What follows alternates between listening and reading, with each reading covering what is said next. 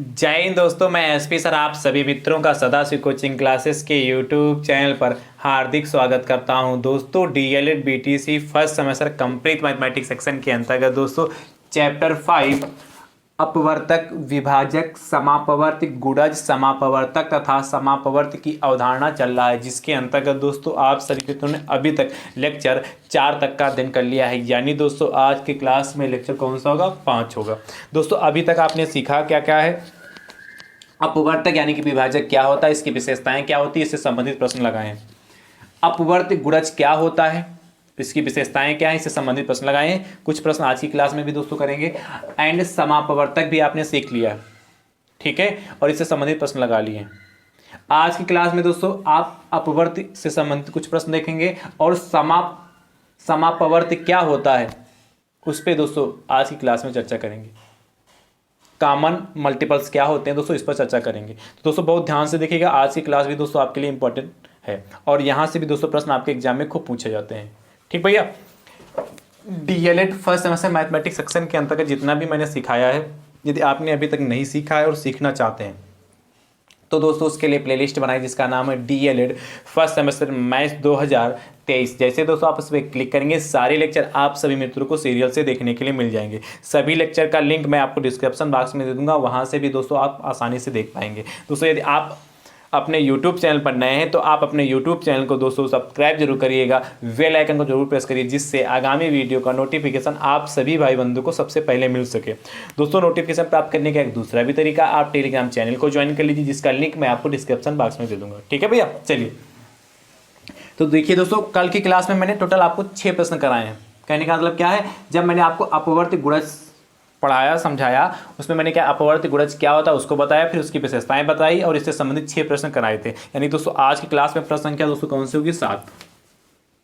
उसके पहले दोस्तों अपवर्तक, विभाजक और समापवर्तक, इन दोनों टॉपिकों से दोस्तों टोटल 19 प्रश्न कराए हैं। ठीक है, चलिए 7 नंबर दोस्तों प्रश्न आपसे क्या कहता है, ध्यान से देखिएगा। कह रहा 48 किन किन संख्याओं का अपवर्त है? 48 किन 48 किन किन संख्याओं का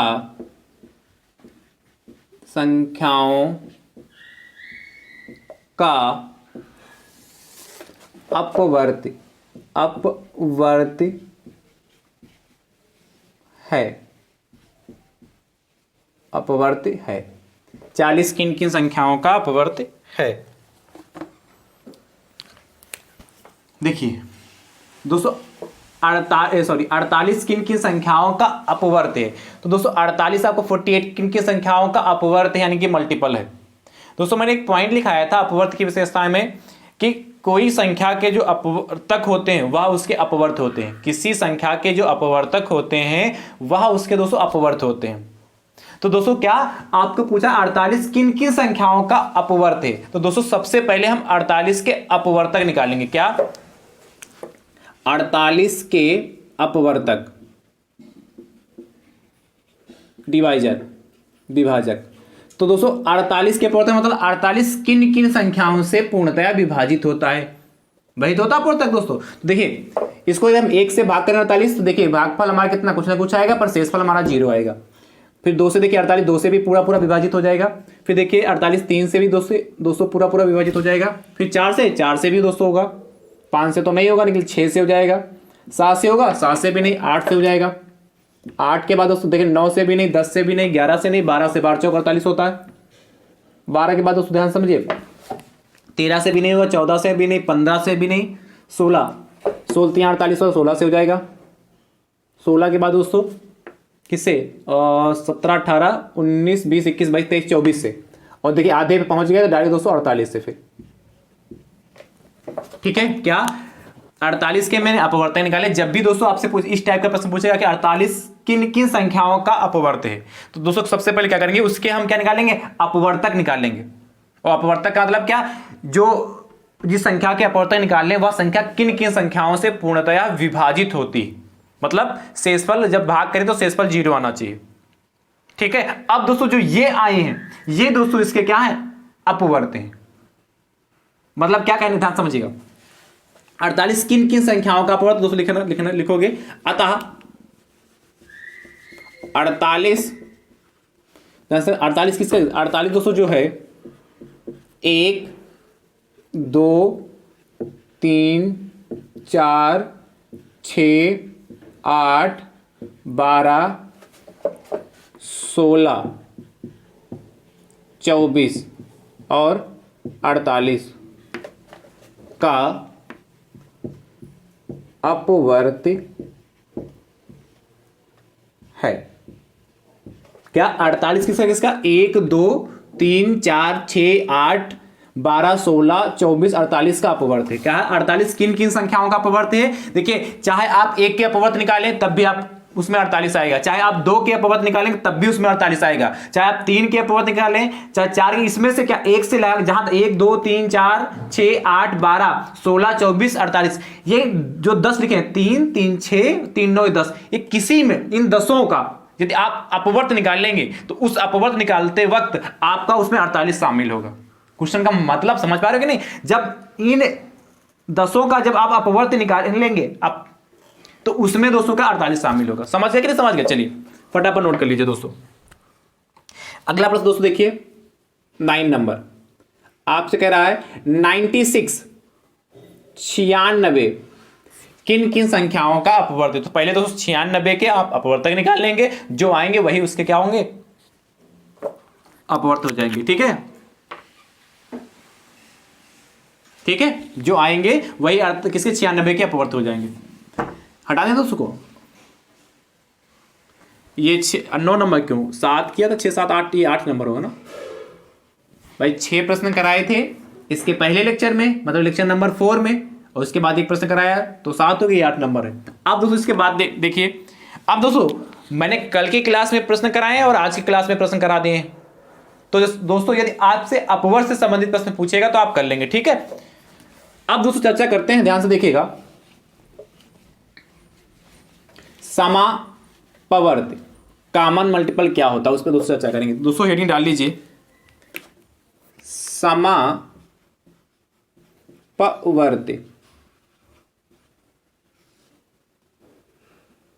कॉमन मल्टीपल्स। ठीक है, ध्यान से देखिएगा। अब दोस्तों समापवर्त क्या होता है उसको लिख लीजिए, उसके बाद अच्छे समझाता हूं। 2 या 2 से अधिक 2 या 2 से अधिक 2 या 2 से अधिक 2 या 2 से अधिक संख्याओं के 2 या 2 से अधिक संख्याओं के 2 या 2 से अधिक संख्याओं के उभयनिष्ठ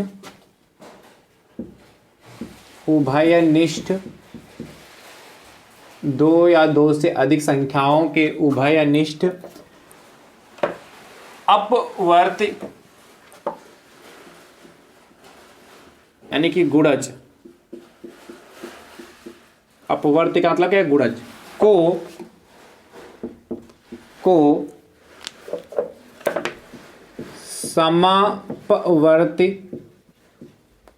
समापवर्ती कहते हैं, को समापवर्त कहते हैं। क्या कहा 2 या 2 से अधिक संख्याओं के उभयनिष्ठ मतलब क्या कॉमन अपवर्ती यानी गुणज को हम क्या कहते हैं समापवर्त कहते हैं। देखिए उदाहरण से समझेंगे तो अच्छे से क्लियर होगा। जैसे आपसे कह दे, ध्यान से देखिए उदाहरण है दोस्तों 3 तथा 6 के समापवर्त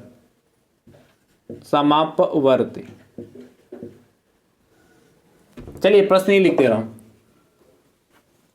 इसके पहले 8वें 9 नंबर देखिए ध्यान से 9 नंबर क्वेश्चन 3 तथा 6 के समापवर्त ज्ञात कीजिए या लिखिए।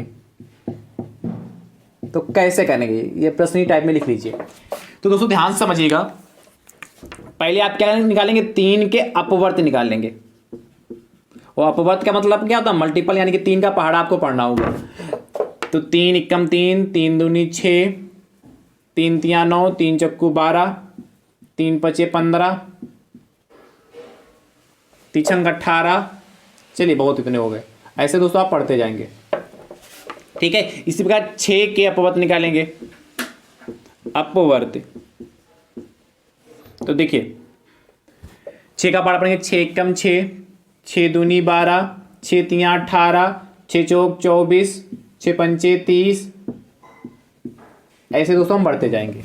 अब ध्यान से समझिएगा दोस्तों, क्या कहा है? 2 या 2 से अधिक संख्याओं के उभयनिष्ठ अपवर्ती। तो 2, यहां देखिए 2 ही संख्याएं, 3 और 6 2 संख्याएं होगी। 2 या 2 से अधिक संख्याओं, तो 2 संख्याओं के उभयनिष्ठ क्या अपवर्ती। तो यानी उभयनिष्ठ का मतलब कॉमन होता है। देखिए यहां 3 है तो क्या यहां 3 है? नहीं, यहां 6 है। तो देखिए यहां भी 6 है, यहां 9, यहां 9 नहीं, यहां 12 है। तो यहां पर भी देखो दोस्तों, देखिए 12 है, ठीक है। यहां देखिए 15, यहां कितना 18, यहां 18, 15 इसमें नहीं ना, तो इसलिए 15 को छोड़ दिया हमने। ये 18 मिल गया, आपको कॉमन मिल गया कि नहीं मिल गया। इसके बाद दोस्तों आपको आगे और कॉमन मिलेंगे, ठीक है, क्योंकि आपको पता है कि किसी भी संख्या के जो अपवर्ती होते हैं, गुणज होते हैं, वो अनंत होते, असीमित होते हैं। तो जब भी दोस्तों आपको कोई कंडीशन ना लगाई गई हो, तब दोस्तों हम क्या इस तरीके से लास्ट में एंड सो ऑन कर देते हैं कि ये अनंत तक जाएगा। तो दोस्तों क्या लिखोगे? अतः आंसर, अतः 3 तथा 6 के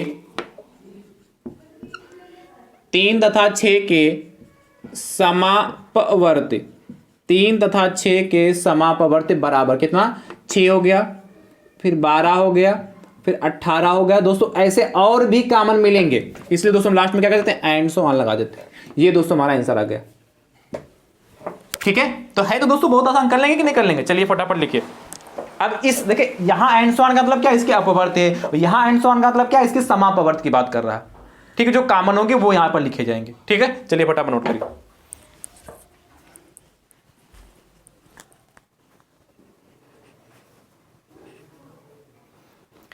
चलिए अगला प्रश्न दोस्तों देखिए। अगला दोस्तों प्रश्न आपसे क्या कह रहा है?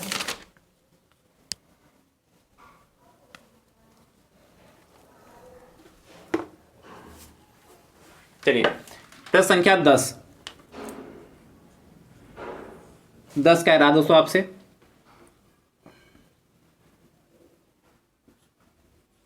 5 तथा 15 के समापवर्त लिखिए या ज्ञात कीजिए। जैसे किया वैसे करिएगा और इसका उत्तर दोस्तों कमेंट बॉक्स में जरूर दीजिएगा, ठीक है। अगला प्रश्न दोस्तों, इसको हटा दूं? चलिए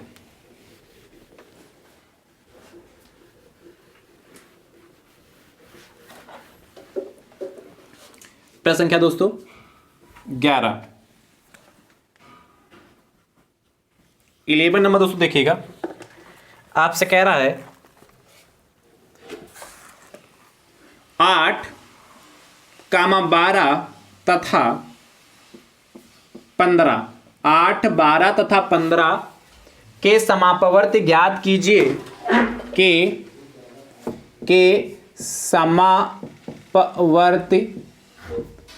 समापवर्त ज्ञात कीजिए जो 70 से कम है, जो 70 से कम है। दोस्तों ध्यान समझिएगा कैसे करेंगे। क्या कहा आपसे? प्रश्न है 8, 12 तथा 15 के समापवर्त ज्ञात कीजिए जो 70 से कम है। तो समापवर्त ज्ञात करने के लिए सबसे पहले दोस्तों आपको 8, 12 और 15 के अपवर्त निकालने होंगे, गुणज निकालने होंगे। दोस्तों निकालते हैं, क्या लिखोगे? 8 के अपवर्त। तो दोस्तों और यहां कंडीशन भी लगी, 8 के अपवर्त लिखिए पर 70 से कम हो। क्या? 8, 12 तथा 15 के समापवर्त ज्ञात कीजिए, निकल वो किससे? 70 से कम हो। यानी कि आपको अपवर्त भी ज्ञात करने हैं 70 से कम। समापवर्त तो 70 से, जब आप अपवर्त 70 से कम ज्ञात करेंगे तो ऑटोमेटिक समापवर्त आपके 70 से कम ही आएंगे। ध्यान समझिएगा। 8 का निकालिए, 8 का पढ़ा पढ़िए। 8 एकम 8, 8 दूनी 16, 8 तिक 24, 8 चौको 32, 8 45, 8 छंग 48, 8 सती 56, 8 अठाई 64, 8 नंबर 72। अब देखिए जैसे हमने 72 लिखा है तो 70 से ज्यादा हो गया, हमें 70 से कम चाहिए था, यानी दोस्तों यहाँ 72 शामिल नहीं होगा, बस 8 से 64 तक शामिल होगा। ठीक है, उसके बाद 12 के अपवर्ती यानी कि गुणज निकालते हैं, मल्टीपल निकालते हैं। तो देखिए 12 का पारा पड़िए, 12 एकम 12, 12 दूनी 24, 12 तियां 36, 12 चौका 48, 12 पंचे 60 और 12 छंग 72। फिर देखिए 72 70 से ज्यादा इसलिए 60 तक ही लिखेंगे। ठीक है, उसके बाद 15 के अपवर्ती। तो दोस्तों देखिए 15 के अपवर्ती क्या होंगे, 15 का पारा पढ़िए, 15 एकम 15, 15 दूनी 30, 15 तियां 45, 15 चक्कू 60 और 15 बचे 75। देखिए 75 जो है 72 से ज्यादा है, इस 70 से ज्यादा है, इसलिए दोस्तों क्या सिर्फ 60 तक होगा। अब देखेंगे, अब क्या देखेंगे, देखिए हमें कॉमन चाहिए, क्या समापवर्त ज्ञात करना है, यानी कि इन तीनों में जो कॉमन होगा अभी लिखेंगे और डिफिनेशन से भी दोस्तों समझाएंगे। क्या 8 अतः 8, 12 तथा 8, 12 तथा 15 के समापवर्ती, 8, 12 तथा 15 के समापवर्ती। दोस्तों ध्यान समझिए क्या होंगे। अब देखिए 8, 12 और 15 इन तीनों में आपको कॉमन ढूंढने हैं। 8 और 12 और 15 के जो आपने अपवर्त निकालने, अपवर्त निकालने के बाद जो प्राप्त हुआ 70 से कम है उसमें से कॉमन ढूंढना। कॉमन मतलब जो तीनों में हो। यहां कहा भी था 2 या 2 से अधिक संख्याओं के उभयनिष्ठ अपवर्ती। तो यहां देखिए 2 से अधिक संख्याएं, 1 2 3 संख्याएं, 2 से अधिक है कि नहीं, तो 2 से अधिक संख्याओं के क्या हमें अपवर्ती, 2 से अधिक संख्याओं के उभयनिष्ठ अपवर्ती को दोस्तों हम समापवर्त कहते हैं। समझ गए कि नहीं समझ गए, तो यहां 2 से अधिक, इसके पहले आपने 2 वाला लगाया। ठीक है, अब देखिए यहां 8 है तो क्या यहां 8, यहां 8 नहीं है, यहां देखिए 16 है, यहां कितना है 16 कहीं नहीं है, यहां 24 है, यहां 24 है, यहां 24 नहीं है। अच्छा यहां 32 है, यहां कहीं 32 नहीं है, यहां 40, यहां कहीं 40 नहीं है। अच्छा यहां 48, यहां 48 है, यहां भी 48 नहीं है, यहां 56, यहां तो कहीं 56 है ही नहीं, यहां 64, यहां 64, यानी कुछ कॉमन आपको मिला ही नहीं। यानी कि देखिए 8, 12, 15 के अपवर्त निकालने पर आपको इसमें से देखिए कुछ भी कॉमन नहीं मिल रहा। जब ऐसी कंडीशन में आपको कुछ भी कॉमन नहीं मिलता है तो दोस्तों हम क्या लिखते हैं, 1 लिख देते हैं। क्या लिख देते हैं, 1। चलिए फटाफट नोट कर लीजिए, बस हो गया।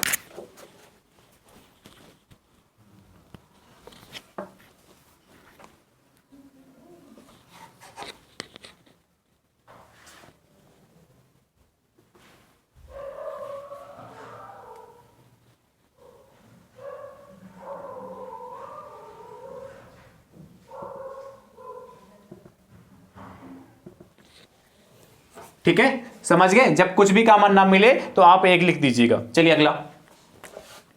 अगला दोस्तों आपसे कह रहा है प्रश्न संख्या 12 आपसे दोस्तों कह रहा है, देखिए मैं थोड़ा आसान कर दे रहा हूं, 10, 12 तथा 15 के समापवर्त ज्ञात कीजिए जो 70 से कम। जैसे किया वैसे करिएगा, इसका उत्तर दोस्तों कमेंट बॉक्स में जरूर दीजिएगा। चलिए फटाफट नोट करिए, ये तो बहुत आसान बना दिया हमने प्रश्न। जब कोई कॉमन नहीं तो 1 अब लिख दीजिएगा।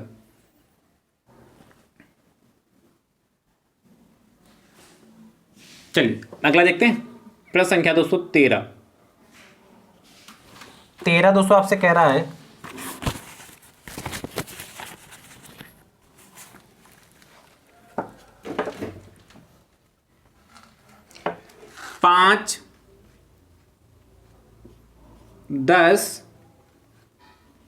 5, 10 तथा 20,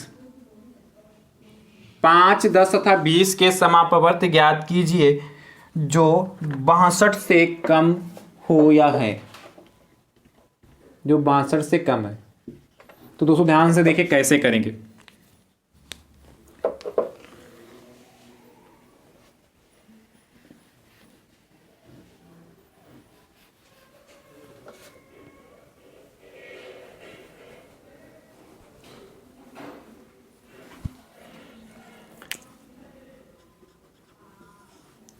तो 5 के अपवर्त निकाल लीजिए, 10 के अपवर्त निकाल लीजिए, और 20 के अपवर्त निकाल लीजिए। तो किससे पर 62 से कम होना चाहिए। तो 5 का पारा पढ़ते हैं। 5 एकम 5, 5 दूनी 10, 5 तियाँ 15, 5 चक्कू 20, 5 25, 5 छक्का 30 और 5 सते 35, 5 अट्ठे 40,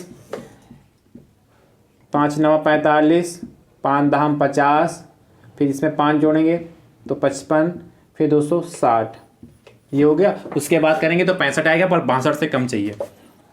10 का पारा 10, 20, 30, 40, 50, 60 और 10 सत्ती 70 होता। 70 लिखेंगे तो 200 क्या 62 से ज़्यादा हो जाएगा। ठीक है, 20 का पढ़ते हैं। 20 दूना 40, 20 तियाँ 60, 20 चक्कू 80 ज़्यादा हो जाएगा। ठीक है, अब देखेंगे क्या 5 कामा 10 तथा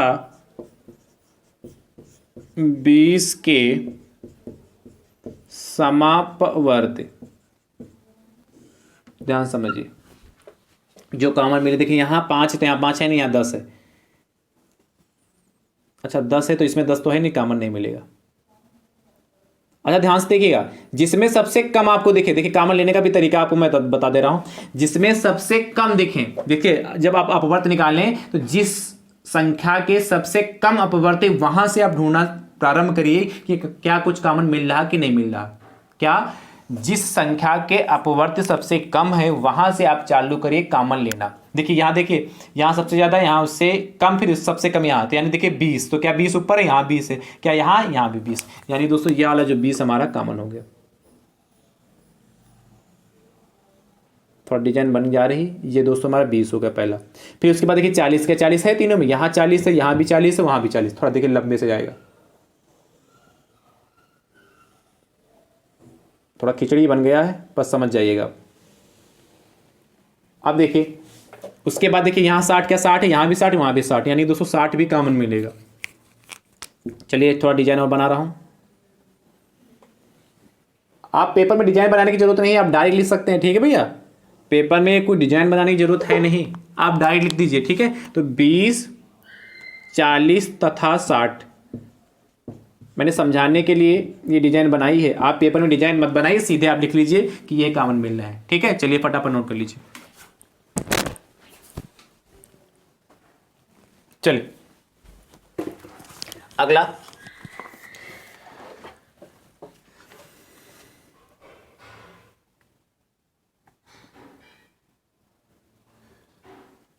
प्रश्न संख्या 214। 14 दोस्तों आपसे कह रहा है, बहुत ध्यान से देखिएगा।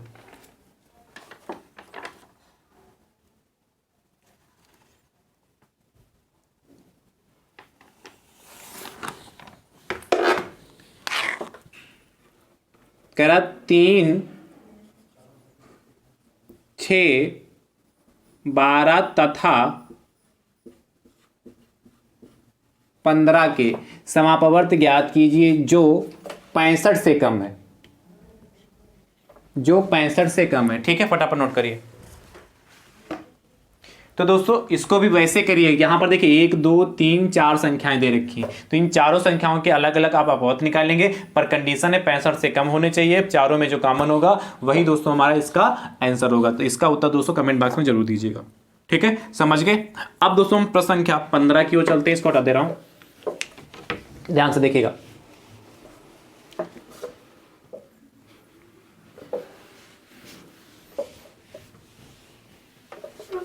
पंद्रह नंबर दोस्तों प्रश्न क्या कह रहा है आपसे? 15 कह रहा है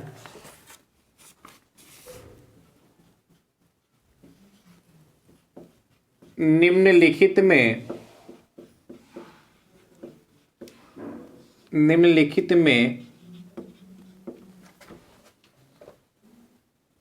से 15 किसका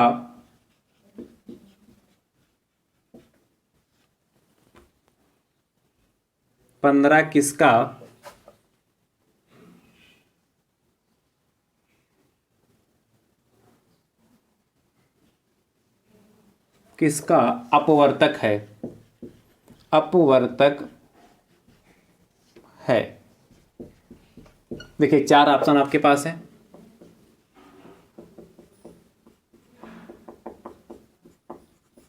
बहुत ध्यान से देखिएगा। पहला दोस्तों आपके पास ऑप्शन है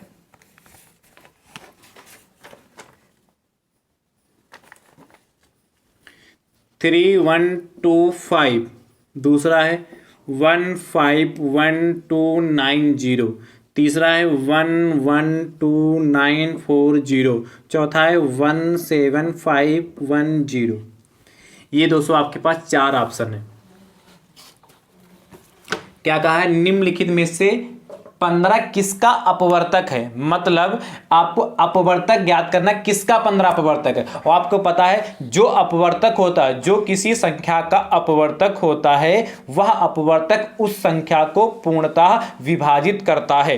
पूर्णतः विभाजित करने का दोस्तों मतलब क्या है, जब आप उस संख्या से भाग करेंगे तो भागफल पूरा पूरा आपका क्या, कुछ ना कुछ तो आएगा, और शेषफल आपका पूरा पूरा 0 आएगा। समझ गए, नहीं समझ गए। अब देखिए, यानी कि 15 से इन चारों ऑप्शन को हम भाग करके चेक करेंगे। तो दोस्तों देखिए 15 से यदि हम इस चारों ऑप्शन को भाग करें, चेक करें, यदि हमारा शेषफल 0 आ रहा है, तो दोस्तों जिसमें शेषफल हमारा 0 आएगा वही इस 15 का अपवर्तक होगा। बात समझते रहे ना, ठीक है। और दूसरा तरीका क्या, देखिए 15 के यदि हम फैक्टर कर लें, गुणनखंड निकाल लें, देखिए 15 को लिख सकते 3 गुणे 5 लिख सकते हैं। पहला तरीका हमने बताया क्या, 15 से आप इन सबको भाग करें, भाग करने पर यदि हमारा शेषफल 0 आ रहा है तो दोस्तों वही ऑप्शन सही हो जाएगा। दूसरा तरीका दोस्तों क्या है, देखिए 15 के हमने फैक्टर कर दिया, 3 × 5 = 15। हमने आपको विभाज्यता पढ़ाया, विभाज्यता की जांच पढ़ाई है, तो आपको मैंने 3 की भी विभाज्यता की जांच पढ़ाई है और 5 की भी पढ़ाई है। तो देखिए 5 की विभाज्यता की जांच क्या होती है, यदि किसी संख्या के लास्ट में 0 है या 5 है, क्या 0 हो या 5 हो, तो वह संख्या पूर्णतया 5 से विभाजित होती है। देखिए यहां 5 है, यहां 0, यहां भी 0, यहां भी 0, यानी कि दोस्तों इस हिसाब से यदि 5 के हिसाब से देखिए तो चारों ऑप्शन आ रहे हैं, यानी कि इस 5 से हमारा काम चलने वाला नहीं है। अब हम 3 का देखेंगे। भाई देखिए 5 की विभाज्यता यही तो कहती कि जिस संख्या के इकाई के स्थान पर यदि 5 आता है या 0 आता है तो वह संख्या पूर्णतः 5 से विभाजित हो जाती है। तो देखिए यहां भी 0, यहां भी 0, यहां भी 0, यहां 5 है, तो ये तो दोस्तों 5 से चारों संख्या विभाजित हैं। 3 से चेक करते हैं। अच्छा 3 से विभाज्यता की जांच क्या होती है कि दी गई संख्या है उस संख्या के सभी अंकों को आपस में जोड़ते हैं। यदि जोड़ने पर जो योगफल आए वह योगफल ये 3 से पूर्णतया विभाजित होता है तो वह संख्या 3 से विभाजित होगी। इतनी बात क्लियर हुई कि नहीं क्लियर हुई। अब देखिए सभी संख्याओं का योगफल करिए, 3 और 1 4, 4 2 6 और 6 5 11। क्या 11 दोस्तों 3 से विभाजित होगा? नहीं होगा, यानी कि दोस्तों यह ऑप्शन हमारा नहीं होगा। अगला चेक करते हैं, देखिए 1 और 5 6, 1 7 2 9 9 18। देखिए 18 दोस्तों जो होगा किससे 3 से विभाजित होगा, यानी कि दोस्तों यह संख्या 3 से विभाजित होगी, यानी कि ऑप्शन नंबर सेकंड सही हो गया। अब आगे चेक करना चाहे चेक कर लीजिए, वरना कोई जरूरत नहीं। देखिए 1 1 2 2 4 और 9 4 13 4 17। देखिए 17 3 से विभाजित नहीं होता। यहाँ देखिए 1 7 8 और 8 5 13 1 14, 14 भी 3 से विभाजित नहीं होता, यानी दोस्तों ऑप्शन नंबर हमारा सेकंड सही हो गया। समझ गए नहीं समझ गए। तो दोस्तों इस तरीके से आप फैक्टर कर लेंगे तो थोड़ा आसान हो जाएगा, और जो मैंने आपको विभाज्यता की जांच सिखाई है उन्हीं में से दोस्तों कोई ना कोई फैक्टर आएगा, तो आप बहुत आसानी से दोस्तों ढूंढ लेंगे। चलिए फटाफट नोट कर लीजिए। समझ गए कि नहीं समझ गए? नोट करते रहिए दोस्तों फटाफट।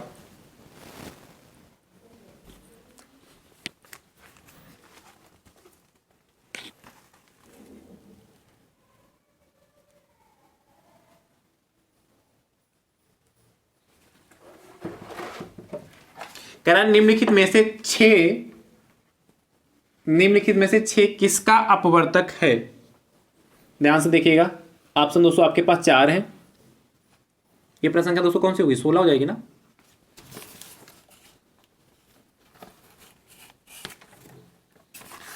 छः 2 3 4 2, फिर दोस्तों 3 2 7 3 0, 6 6 7 3 6, फिर दोस्तों कितना है 9 8 1 2 2।